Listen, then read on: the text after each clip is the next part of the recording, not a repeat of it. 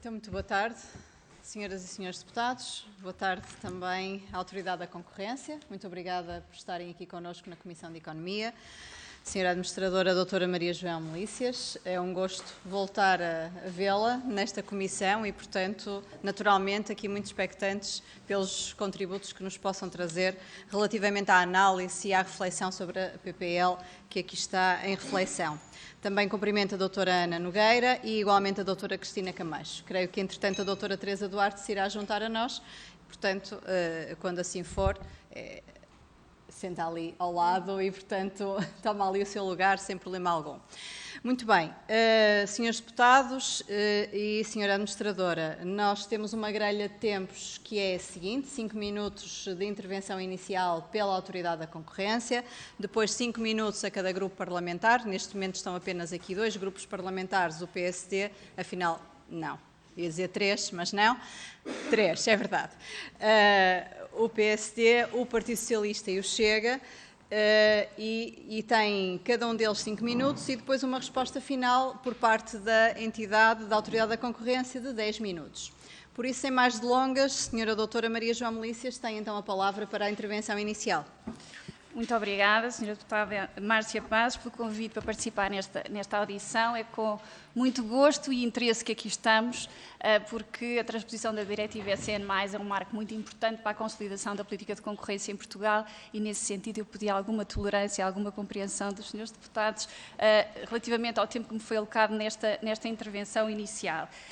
Acho que é importante ter presente que a Diretiva recebeu esta designação informal, SN+, porque o seu principal desígnio é o de reforçar a rede europeia de autoridades de concorrência, a European Competition Network, na qual se integra a Autoridade da Concorrência, reforçando os respectivos poderes, as suas garantias de independência, dotando estas autoridades dos recursos necessários, dos poderes decisórios necessários para que possam exercer a sua missão de forma efetiva, com devida salvaguarda dos direitos fundamentais das empresas, que é indispensável à credibilidade do sistema de concorrência e também à dinâmica do funcionamento do mercado. E, portanto, a qualidade desta transposição vai ditar o futuro da política de concorrência em Portugal e é fundamental que caminhemos no sentido da consolidação do sistema de concorrência de que dispomos, evitando retrocesso, evitando dar passos em falso.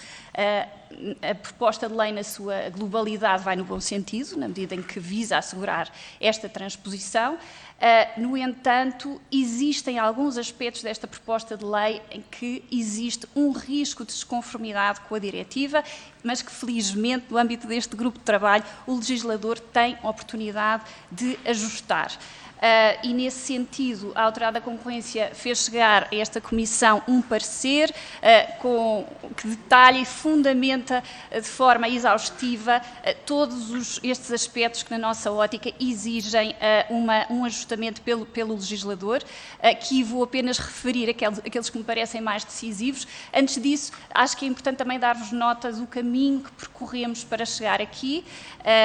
A Autoridade da Concorrência preparou, a convite do Governo, um anteprojeto de transposição desta diretiva que entregámos em abril ao Governo em abril de 2020, já em plena pandemia, e para esse efeito constituímos um grupo de trabalho externo composto de representantes de diversos quadrantes, diversas sensibilidades do ecossistema da concorrência, portanto, magistratura, academia, advocacia de concorrência, empresas, para além do próprio Governo, que nos aconselhou ao longo dos trabalhos preparatórios, que funcionou como uma espécie de sounding board relativamente à evolução desses trabalhos preparatórios, isto para evitar que a autoridade pudesse inadvertidamente revelar uma propensão demasiado acusatória na elaboração deste anteprojeto. Depois disso, realizámos um workshop consultivo alargado, visando uma recolha de perspectivas mais ampla, que contou com a participação de cerca de 2 dezenas de entidades e que foi uma espécie de teste de mercado relativamente a uma versão embrionária deste anteprojeto antes de ser lançada à consulta pública. Depois lançámos uma consulta pública com um período período de auscultação de cerca de 2 meses e meio, visando a recolha de contributos escritos e, portanto, todos estes outputs estão disponíveis no portal institucional da Autoridade da Concorrência e isto habilitou-nos, de facto, a entregar ao Governo, já em plena pandemia, o anteprojeto de transposição que resultou, portanto, de um processo de reflexão muito amadurecido, muito aberto e participado, visou, no fundo, tratar-se de uma reforma legislativa justa e equilibrada. Chegados aqui, passando mais pragmaticamente aos aspectos da proposta de lei que nos preocupam.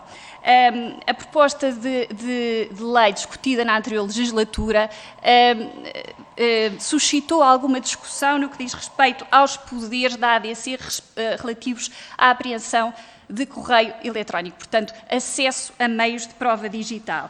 E acho que é importante, portanto, desmistificar de que forma é que estes poderes são exercidos em Portugal e no contexto da União Europeia. A Lei da Concorrência, na verdade, já confere à ADC, desde há mais de 2 décadas, poderes para apreender correio eletrónico, pelo menos correio eletrónico que esteja marcado como lido.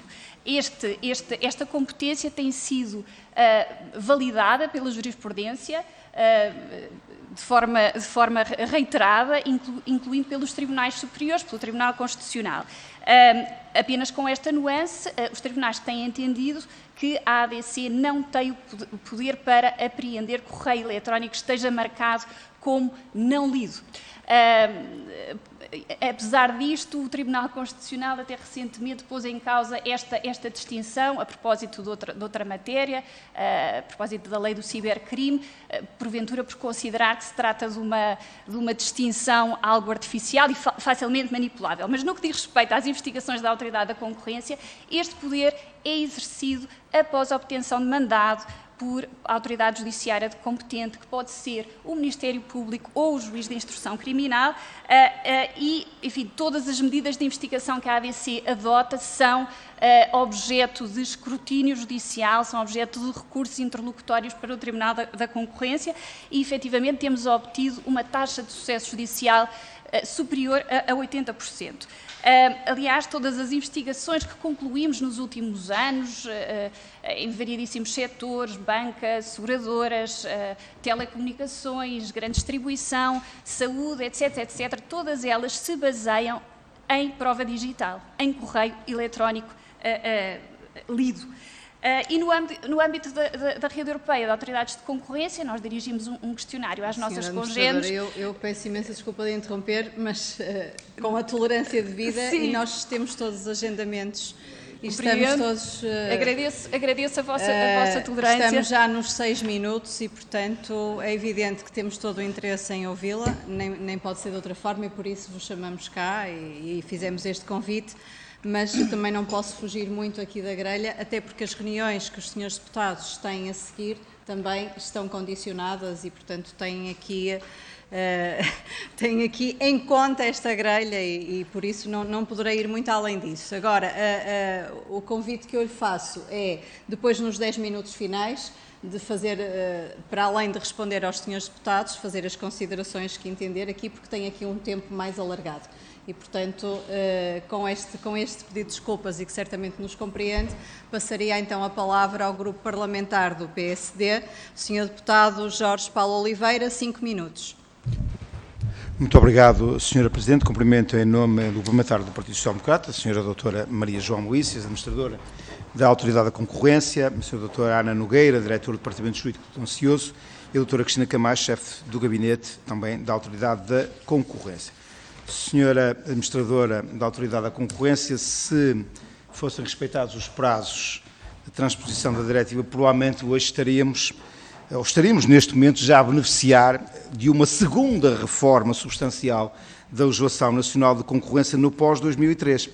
Mas como este Governo é incapaz de chegar a tempo e horas ao que quer que seja, estamos atrasados. E se antes da dissolução da Assembleia da República levávamos sensivelmente 10 meses de atraso, na transposição desta diretiva, esse atraso agora já vai em 16 meses. E tudo isto poderia ser bastante atenuado, ou até totalmente atenuado, se a proposta de lei em apreciação operasse uma boa transposição da diretiva comunitária. Mas não é esse o caso, ou não é esse o caso do nosso ponto de vista. Porquê? Porque a proposta de lei em apreciação evidencia diversos riscos de uma incorreta transposição da diretiva, e isto acontece em vários domínios, porque incorre terminologicamente em diversas incorreções que reduzem o âmbito dos poderes de investigação da Autoridade da Concorrência em desconformidade com a diretiva e com o direito da concorrência da União, suscita dúvidas da sua compatibilidade com as normas constitucionais, como se infere da nota técnica elaborada pelos serviços da Comissão, bem como de um parecer que junto ao processo. E, Sra. Administradora, se tudo isto não bastasse, atenta contra a independência e a autonomia da Autoridade da Concorrência, simplesmente um dos pilares e um dos objetivos fundamentais desta diretiva no que concerne às autoridades de concorrência nacionais. Esta circunstância é inaceitável, mas convenhamos, não é algo que nos deva surpreender. Há muito que sabemos que o Governo lida mal com a independência das entidades reguladoras e não perde uma oportunidade para as controlar politicamente. Mas concentremos-nos na iniciativa legislativa em apreciação.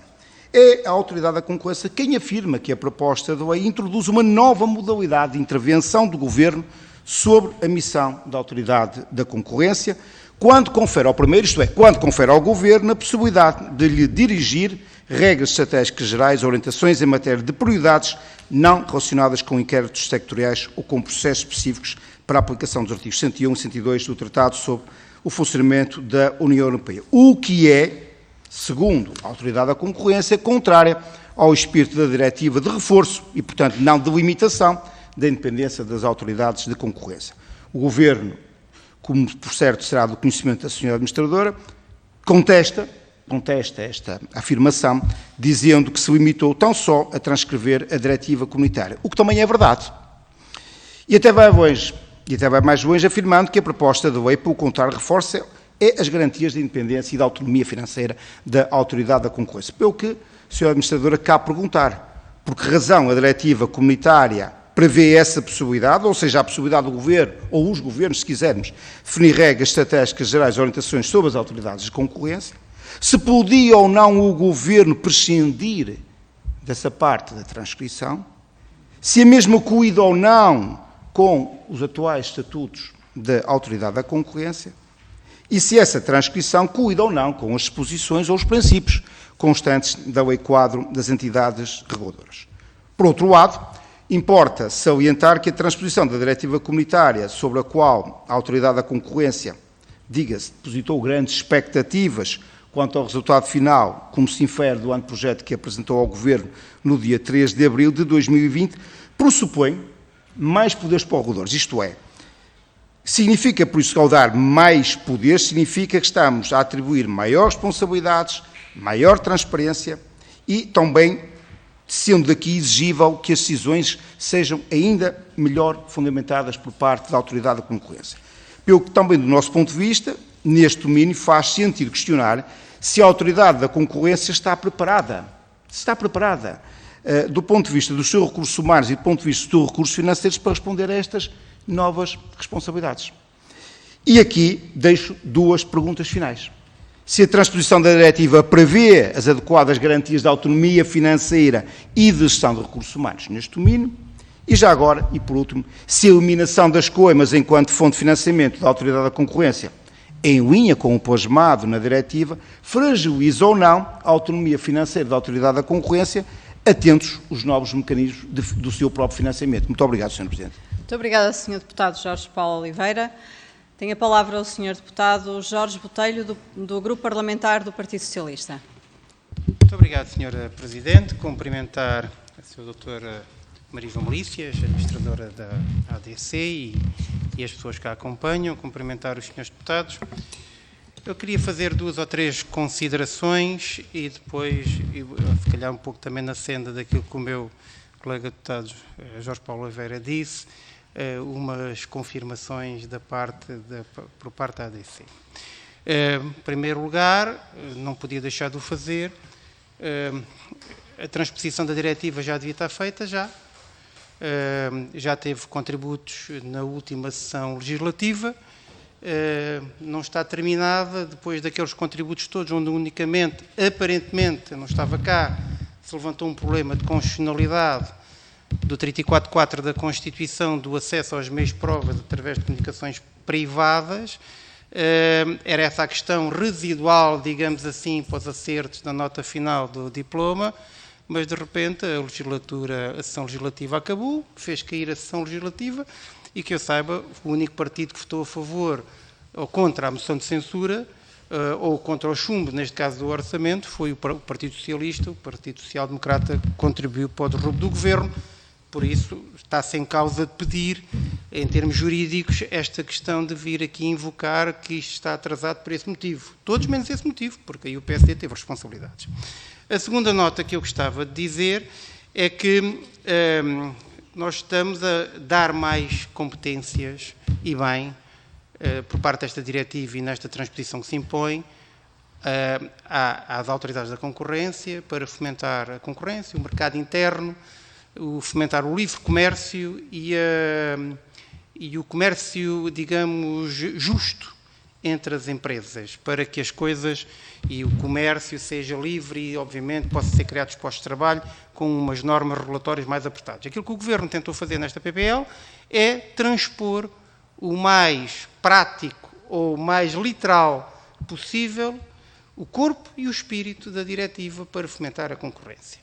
Obviamente, adaptando em termos jurídicos alguma terminologia que é do nosso ordenamento jurídico, nomeadamente o penal, porque, obviamente, nós estamos a falar de uma diretiva que tem que ser transposta para a União Europeia e há um conjunto de terminologia jurídica que não compromete em nada o espírito da norma em relação à transposição.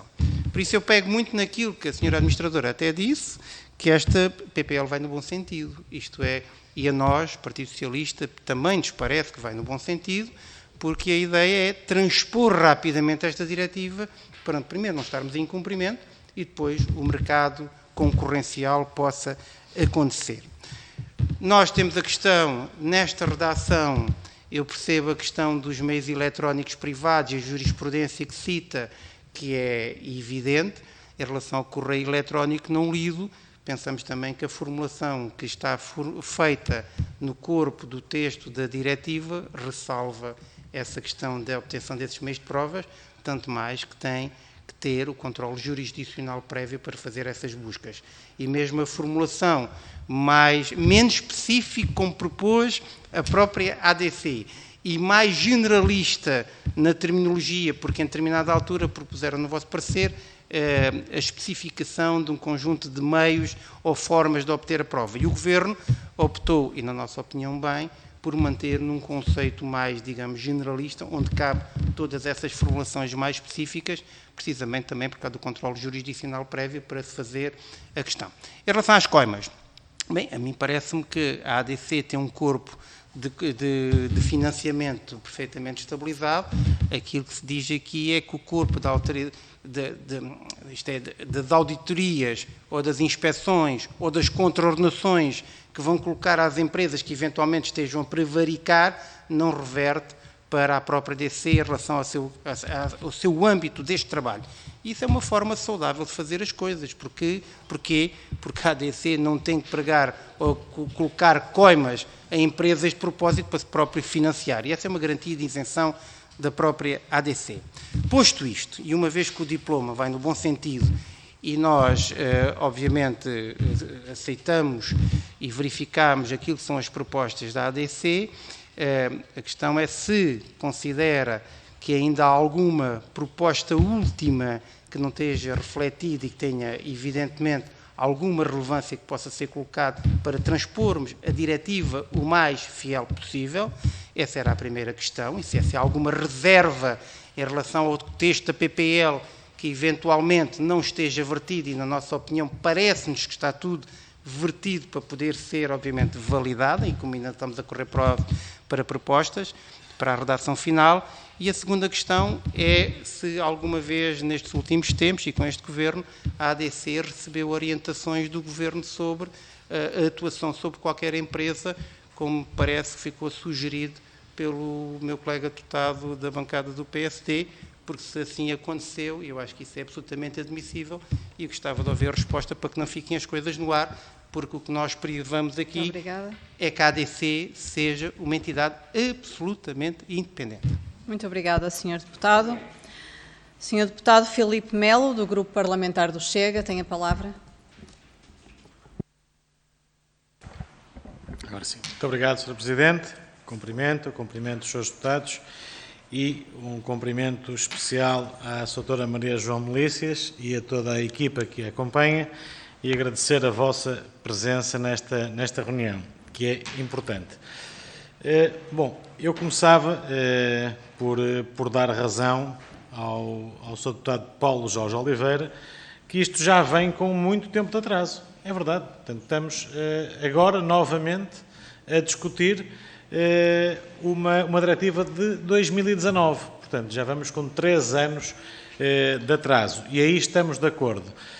Relativamente a uma das questões que o Sr. Deputado faz também à doutora Maria João Melícias, eu aí não queria entrar por esse caminho, que tem a ver com os recursos humanos que tem à disposição, se serão suficientes ou não.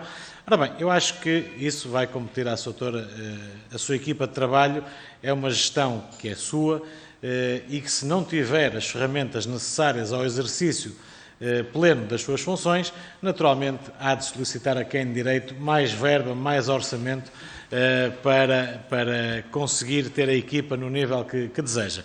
Mas preocupa-me também muito de que forma nós vamos conseguir transpor esta diretiva num país onde é mais do que sabido que alguns setores estratégicos da nossa economia estão fortemente dentro de um regime monopolista. Estamos a falar nos combustíveis, estamos a falar nas comunicações, estamos a falar eventualmente até no setor da saúde ou subsistemas de saúde, e para isto basta irmos à ADECO, consultar o top 10 das reclamações e facilmente vemos que são os 3 setores que ocupam, a par do CTT também, o top 10. O CTT naturalmente que tem que lá estar, porque é uma empresa que tem o cartel da distribuição em Portugal. Não tem concorrência. Ou se há, é muito pequena, é quase insignificante. São pequenas empresas que fazem este género de distribuição e, por norma, até serão distribuições rápidas, como o caso da DHL, Cronopost e por aí fora. Mas se formos para o mercado das telecomunicações, vemos que MEU e a nós ocupam o 1º e o 3º lugar, respectivamente. A Vodafone ocupa o 6º lugar. Portanto, as 3 maiores empresas de telecomunicações estão no top 6 das reclamações da DECO. E depois encontramos lá também EDP. Naturalmente que a EDP tem que lá estar. A imagem do CTT, a EDP era, até há bem pouco tempo, a posição dominante em termos de cartel no setor da distribuição de energia. Agora temos outras, mas com muito pouca expressão, como é o caso da Endesa, que também, curiosamente, está nesse mesmo top 10. Portanto, estamos a falar de áreas muito sensíveis, muito delicadas, que os portugueses têm necessidade de as utilizar no seu dia-a-dia, porque hoje em dia ninguém vive sem eletricidade, ninguém vive sem as comunicações. Portanto, e eu pergunto à sua doutora quais são as estratégias que tem para impedir estas posições monopolistas ou de cartel que em nada beneficiam o consumidor final.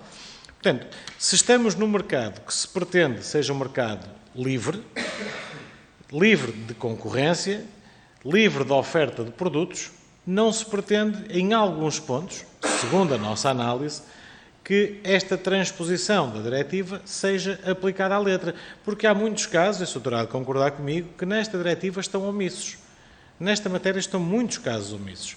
E o maior penalizado disto vai ser o consumidor final. Portanto, essa era a minha questão. Se nesses casos que, doutora, se eu encontrei, certamente encontrará mais depressa, porque é expert nesta matéria, eu não sou seguramente, pergunto-lhe que certamente encontrou mais do que nós, o que é que a doutora vai propor para regularizar e para inverter esses casos omissos que tem na transposição desta diretiva. Esta seria a primeira questão. Segunda questão, é uma questão que já há muitos anos vem sendo falada no nosso país e que naturalmente prejudica a lei do comércio livre, do comércio saudável, que é a questão do dumping. E eu, sem citar nomes, basta irmos novamente à lista, ao top 10 da DECO, e encontramos lá, no setor da distribuição de eletrodomésticos, uma empresa que é conhecida por praticar dumping. O que é que a ADC tem, neste caso, como medida para inverter definitivamente esta prática abusiva por parte dos comerciantes ou dos distribuidores, como quisermos chamar? Muito obrigado. Muito obrigada, Sr. Deputado Filipe Melo. Senhora Administradora, doutora Maria João, tem então 10 minutos para responder às intervenções dos senhores deputados. Muito obrigada, senhores deputados, por estas questões tão abrangentes. Eu vou procurar dar uma resposta, enfim, o mais completa possível, e começando aqui pela ordem das questões que me foram colocadas, em primeiro lugar pelo Dr. Jorge Paulo Oliveira, relativamente ao acesso a meios de prova digital, e eu creio que esta questão também entronca com a questão que me foi colocada pelo Dr. Jorge Botelho. E deixem-me clarificar o seguinte, por força das objeções de eventual desconformidade constitucional suscitadas no âmbito da anterior legislatura, esta proposta de lei procurou, porventura, com a boa intenção de facilitar, de agilizar o debate parlamentar, expurgar a proposta anterior das especificações que constam da diretiva no que diz respeito ao alargamento dos meios de prova que as autoridades da concorrência devem ter acesso. A diretiva especifica esses meios de prova justamente para apetrechar as autoridades para poderem enfrentar os desafios do digital. Hoje em dia, a informação empresarial, e é sempre disto que estamos a falar, nunca estivemos a falar de acesso à informação relativa à intimidade da vida privada das empresas, estamos sempre a falar de informação empresarial. Ela não é produzida e armazenada através de circulares escritas e assinadas, nem sequer através de correio eletrónico. Hoje em dia, as empresas, tudo se passa de forma desmaterializada e, nesse sentido, a diretiva especifica que as autoridades devem ter acesso não apenas a correio eletrónico não lido ou que aparente ter sido apagado, mas também a sistemas de mensagens instantâneas, independentemente do local em que esta informação esteja armazenada, portanto, podendo incluir computadores, servidores das empresas, mas também dispositivos móveis, como tablets, telemóveis ou até o próprio armazenamento na nuvem. E esta especificação é indispensável que conste na lei da concorrência, na proposta de lei. Porquê? Porque, tendo em conta a forma restritiva como os tribunais compreensivelmente têm interpretado o alcance dos poderes da ADC, sem esta habilitação legislativa clara, os tribunais considerarão que o legislador quis vedar que a ADC pudesse ter acesso a estes meios de prova. E isto será um golpe fatal para a eficácia da política de concorrência em Portugal. Mais cedo ou mais tarde, a autoridade não terá meios para concluir as suas investigações, não conseguirá detectar práticas anticoncorrenciais. Senhores deputados, nas jurisdições em que a eficácia da política de concorrência é mais reduzida, são as pessoas que ficam vulneráveis a práticas anticoncorrenciais, são as empresas que perdem competitividade porque deixam de poder ter acesso às vantagens que individualmente lhe proporciona a concorrência em termos de preço, qualidade, escolha e inovação. E, portanto, peço-vos que não deixem que isto aconteça a Portugal, não deixem que, digamos, que Portugal se torne uma espécie de oásis para práticas anticoncorrenciais, deixando as pessoas ainda mais desprotegidas. Portanto, este aspecto, espero que fique claro, é muito importante que esta especificação conste, volte a constar da lei. No que diz respeito às questões de independência, efetivamente a possibilidade de os governos darem orientações gerais às autoridades de concorrência em matéria de gestão de prioridades, é uma possibilidade que consta dos considerandos da diretiva. Não é um elemento obrigatório, é uma possibilidade que consta e ela visou acomodar o enquadramento institucional que existe em 2 Estados-membros. Um deles já não faz parte da União Europeia, era o Reino Unido, e o outro é a Holanda. Mas, de facto, é uma possibilidade que não tem tradição em Portugal. E temos alguma dificuldade em ver como é que, na prática, poderá ser utilizada, porque pode, efetivamente, impactar na autonomia operacional da ADC, na medida que a ADC seja convidada a utilizar os seus recursos escassos no desenvolvimento de áreas, porventura, mais estratégicas para o Governo, significa que vai deixar de votar esses recursos a outras áreas. E é importante que tenhamos um modelo institucional robusto. No que diz respeito a outras garantias de independência constantes da diretiva, outros corolários dessa independência, ela, portanto, passa também pela autonomia orçamental, autonomia de gestão de recursos humanos e financeiros, e consideramos que, de facto, a proposta de lei poderia ir mais além a esse respeito, porque, apesar do legislador já ter dado, digamos, ter feito uma opção clara a esse respeito no âmbito da Lei Quadro das Entidades Reguladoras, que consagra essa autonomia, na verdade, a Autoridade da Concorrência, depois, no âmbito das sucessivas leis do Orçamento de Estado, tem sido confrontada com outro tipo de regras, nomeadamente a necessidade de obter autorizações governamentais para executar despesa, para recrutar recursos humanos. Isto gera alguma imprevisibilidade na gestão cotidiana, no planeamento da sua atividade, que é prejudicial à eficácia da política de concorrência. E, portanto, a nossa proposta iria no sentido de alterarmos, dos senhores deputados alterarem a lei de enquadramento orçamental para garantir previsibilidade na gestão orçamental e administrativa e na gestão de recursos humanos da ADC. Há ainda outros aspectos em que, enfim, os corolários da independência previstos na diretiva não estão consagrados na proposta de lei. Por exemplo, isto tem a ver com as garantias de imparcialidade da Autoridade da Concorrência, não está previsto o chamado cooling off period para os trabalhadores da ADC que deixem de exercer funções na Autoridade da Concorrência, portanto, e é algo que consta muito claramente dos dispositivos da diretiva e que devia estar previsto. No que diz respeito à questão das coimas, efetivamente é um modelo que é favorecido pela diretiva e tem justamente que ver com a percepção de imparcialidade da Autoridade da Concorrência, e consideramos que é importante para a credibilidade do sistema de concorrência que, de facto, a Autoridade não conte com essas coimas para o seu orçamento. E, efetivamente, elas não são orçamentadas como despesas porque não são previsíveis e, portanto, entendemos que a proposta vai efetivamente no bom sentido ao propor que a Autoridade não utilize essas coimas como fonte de financiamento.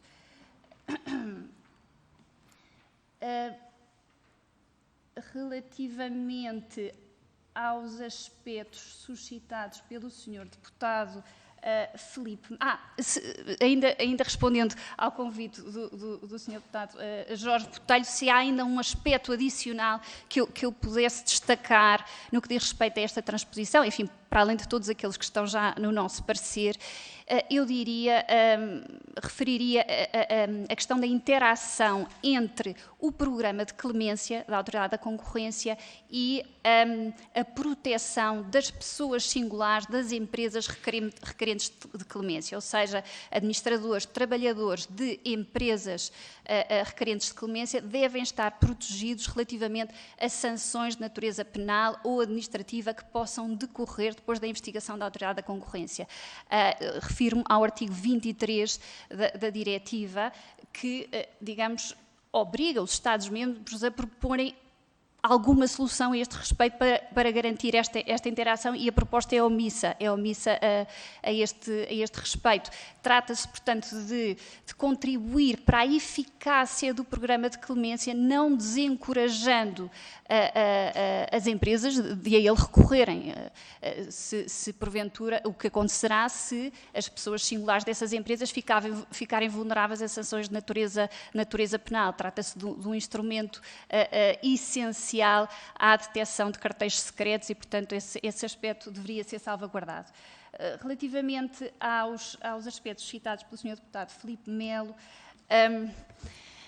de facto, no período sensível em que nos encontramos, em que se pretende que também a política de concorrência dê o seu contributo enquanto motor de iniciativa, de escolha e também de recuperação económica sustentada para Portugal, que todos desejamos, é indispensável apetrechar a autoridade da concorrência para poder fazer face a esses desafios. Nós temos tido uma atuação diversificada, nomeadamente nos setores que mencionou, com várias investigações de práticas anticoncorrenciais no setor das telecomunicações. Ainda ontem o Tribunal da Concorrência confirmou a coima de 84 milhões que aplicámos à AMEL para um acordo de partilha de mercados com a Novo, mas temos mais investigações em curso neste setor. Também na energia temos atuado relativamente quer a acordos de partilha de mercado, quer abusos de posição dominante por parte da EDP. Deixem-me também salientar que o negócio da ADC não é o da imposição de coimas. O core business da ADC é o da dissuasão, ou seja, é de criar incentivos para que as empresas concorram entre si pelo mérito e, portanto, assim entreguem à sociedade aquilo que se espera da concorrência. Obrigada. Muito obrigada, Sra. Administradora. Damos assim por concluída esta...